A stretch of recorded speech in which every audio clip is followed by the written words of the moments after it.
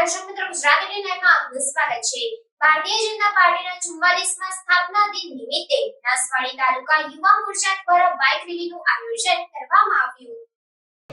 फिर एक बार मोदी सरकार, फिर एक बार मोदी सरकार।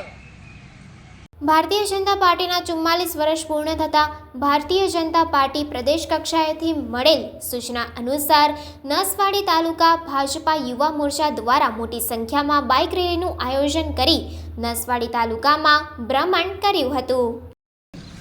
ગુજરાત પ્રદેશ ભારતીય જનતા પાર્ટી દ્વારા આજ રોજ 44મા સ્થાપના દિવસ નિમિત્તે સમગ્ર ગુજરાતમાં અલગ અલગ જગ્યા પર આજ રોજ યુવા મોરચા દ્વારા બાઇક રેલીનું આયોજન થઈ રહ્યું છે।